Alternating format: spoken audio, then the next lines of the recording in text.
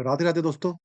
देखिए, वैसे तो वृंदावन एक धर्म की नगरी है और यहाँ पे भगवान श्री कृष्ण और राधा रानी का परम मिलन हुआ था और वहीं पे उनकी यादें बसी हुई हैं। लेकिन आजकल के समय में ऐसी धोखाधड़ी और ऐसी-ऐसी वारदातें हो रही हैं वृंदावन के पवित्र धाम में, जहाँ पर आपको ना चाहते हुए भी फँसना पड़ता है। दोस्तों, ऐसा ही एक धोखाधड़ी मेरे साथ हुई है रिसेंटली अक्टूबर 2024 में, जो कि मैं आपके साथ शेयर करने वाला हूँ। वृंदावन के बांके बिहारी मंदिर में मेरे साथ जो हुआ, वो आज मैं आपके साथ शेयर करूँगा। तो वीडियो के अंदर अंत तक बनी रहिएगा और साथ में मेरे चैनल देसी ट्रैवलिंग कपल को सब्सक्राइब करना मत भूलिएगा। तो शुरू करते हैं दोस्तों आज की वीडियो को। देखिए, वृंदावन के अंदर जो प्रमुख धाम है, जहाँ पर श्रद्धालु दर्शन करने के लिए जाते हैं, वो है प्रेम मंदिर, माता वैष्णो धाम, बांके बिहारी मंदिर, निधिवन। ये ही 4 जगह हैं जहाँ पर श्रद्धालु सबसे ज़्यादा जाते हैं। दर्शन करने के लिए बांके बिहारी और निधिवन सबसे ज़्यादा फ़ेमस है और ये भी कहा जाता है कि भैया यहाँ पे बांके बिहारी मंदिर में और निधिवन में भगवान श्री कृष्ण बाल्यावस्था में यहाँ पे किसी न किसी को दर्शन देते रहते हैं। और निधिवन में तो साक्षात रोज़ रात को राधा रानी और भगवान श्री कृष्ण रासलीला करते हैं। यही मान्यताएँ प्रचलित हैं। देखिए, सबसे ज़्यादा जो धोखाधड़ी का वारदातें आजकल चल रही हैं, वो चल रही हैं बांके बिहारी मंदिर और निधिवन में। अगर आप बात करें ब्रिज की दूसरी जगहों, जैसे कि बरसाना, नंदगाँव, गोवर्धन और जगहों पर ये सब चीज़ें इतनी नहीं हैं, जितनी वृंदावन के अंदर निधिवन और बांके बिहारी मंदिर के आस-पास देखी जाती हैं। अगर बात करेंगे आप मेरे साथ क्या हुआ, तो देखिए मेरे साथ जो हादसा हुआ है, वो हुआ है बांके बिहारी मंदिर के वक़्त। तो अब मैं आपको उसके बारे में शेयर करूँ, उससे पहले आपको मैं बताता हूँ कि ये लोग किस तरीके से काम करते हैं। देखिए दोस्तों, जब भी आप वहाँ पर दर्शन करने के लिए जाते हैं बांके बिहारी मंदिर और निधिवन, तो बांके बिहारी मंदिर में तो खासकर ये है कि शनिवार, इतवार को सबसे ज़्यादा श्रद्धालु जाते हैं और वहाँ पर पैर रखने की जगह नहीं होती। अगर आपको मंदिर में दर्शन करना है, तो प्रशासन किसी भी तरीके की कोई भी वहाँ पे व्यवस्था नहीं है। किसी भी तरीके का वहाँ पर सुविधाएँ बिल्कुल भी नहीं है श्रद्धालुओं के लिए। यहाँ तक कि अगर आप जूते-चप्पल भी रख के लेके जाते हैं ना, तो आपको जूते-चप्पल फिर आपके मिलेंगे नहीं, आपको जूते-चप्पल नए ही खरीदने पड़ेंगे।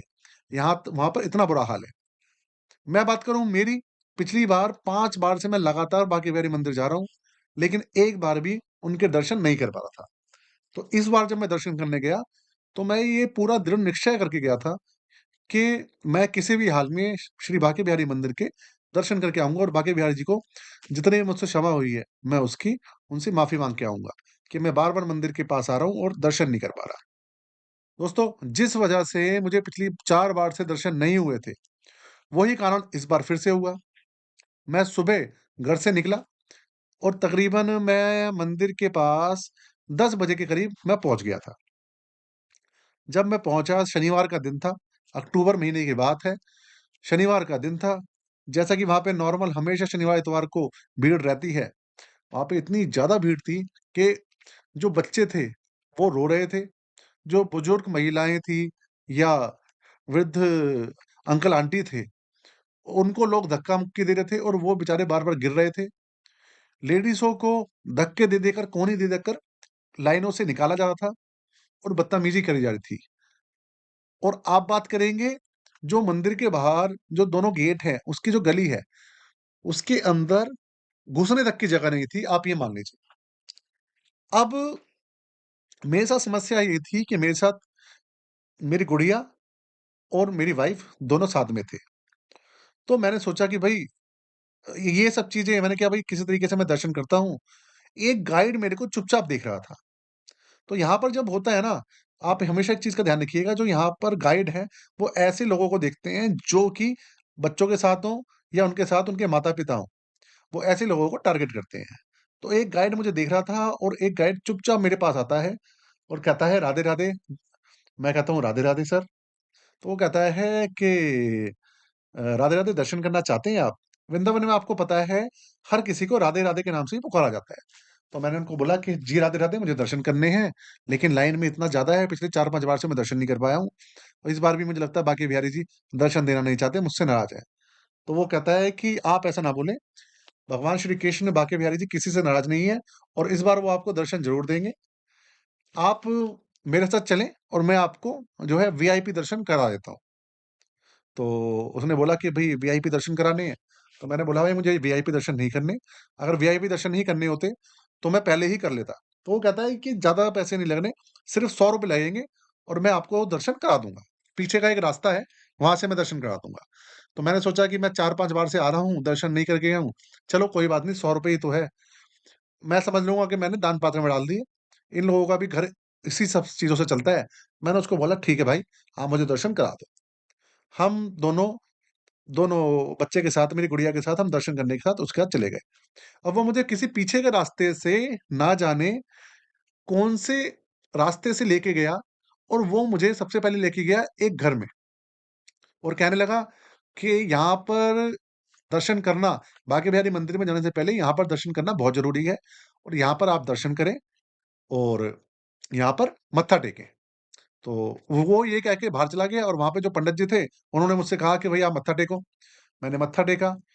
उन्होंने जो वहाँ पे भगवान श्री कृष्ण की मूर्ति थी उनकी और नंद बाबा थे, उनके सबके दर्शन कराए और उसके बाद पंडित जी मुझसे कहने लगते हैं कि यहाँ पर दान करना बहुत ज़रूरी है और अगर आप दान नहीं करोगे तो बहुत ज़्यादा पाप लगेगा। तो मैंने कहा ठीक है पंडित जी, आप जो भी है दान मैं कर देता हूँ, कोई प्रॉब्लम नहीं है। तो भैया पंडित जी ने एक बहुत बड़ी कॉपी निकाल ली, जो प्रिंटेड कॉपी उन्होंने करा रखी थी और उसमें कहने लग गए कि जो यहाँ पे जो दान शुरू होता है, वो शुरू होता है ₹3100 से। ₹3100, ₹5100 और इस तरीके से ₹11,000 तक का दान यहाँ पे होता है। तो कह रहा आपका कितना पर्ची काटूँ? तो मैंने कहा पंडित जी, जैसे ही उन्होंने कहा मैं समझ गया कि भई यहाँ पे ये धोखाधड़ी कर रहे हैं। मैंने कहा पंडित जी, मैं जो दान है, मैं दान पेटी में डालूँगा, मैं यहाँ पे नहीं डाल सकता। तो जैसे ही मैंने ये कहा, तो और मैंने उनसे कहा कि मेरे पास कैश नहीं है, तो वो कहते हैं पंडित जी कि मेरे पास कैश, पेटीएम, आरटीजीएस आप जो चाहें उससे कर सकते हैं। सारी सुविधा अवेलेबल है। तो मैंने उनसे कहा मैंने पंडित जी, मेरे को दान जो भी करना है मैं दान पेटी में करूँगा और मेरे पास इतनी क्षमता नहीं है कि मैं कर पाऊँ और मैं बांके बिहारी से माफ़ी माँग लूँगा अपनी इस गलती की और ये कहकर मैं चला गया। और आप समझिए इस तरीके से जो गाइड होते हैं लोगों को जैसे ही पता चला गाइड को कि मैं चला गया हूँ, तो फिर वो मेरे पास नहीं आया और वो वहाँ से गायब हो गया।